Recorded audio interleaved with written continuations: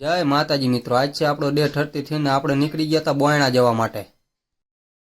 હજી આપણે ખાંડીપોરે નહોતા પહોંચ્યા હતા, વિરાજસિંહની લેવા આવી ગયા યાર। હું ભાગી ન જાત કે પાછો ઘરે, અને ત્યાંથી આપણે આવી ગયા ખારવનપુરા અને ચડી ગયા હેલિકોપ્ટરમાં। બધા ડાયા છોકરા હારું હારું કેવું પડે ને સામાન ન ઉપાડે।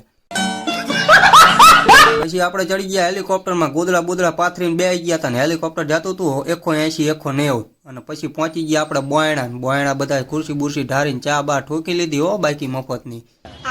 સામાન બમાન ચડાવીને અહીંયા આપણને આપી દીધો નાસ્તો। હજી તો એક પેંડો માન ખૂટ્યો હતો તો બબ્ભાઈએ બીજો એક મૂકી દીધો ને પછી આપણે રિટર્ન થઈ ગયા હતા। બબ્ભાઈ બેસી ગયા અનુના બ્લેન્કેટ ઉપર, જોજો ફાટી ગયો તો ઓલો વારો કાઢ નાખશે તમારો। અને આપણે પહોંચી ગયા ઘરે ને અહીંયા હજી જોવી હતા બે જણા મારા ગયા કંઈક સિગરેટ વાત કરતા હતા, આપણને જોઈને દાંત કાઢવા માંડ્યા ને અહીંયા હજી આપણે સામાન બામાન ઉતાર્યો, બધું કામ આપણે કર્યું। સુરાભાઈએ પેલો ગ્લાસ લઈ લીધો, લે તો ગેમ બજાના પડેગા। ત્યાંથી ખાંડીપુરા આવ્યા હતા આપણો મિત્ર રિયાણો તો એ કે આપણા લગ્ન કરાવો, ગમે એવી છોકરી હાલશે, બાડી બોબડી લંગડી લૂલી।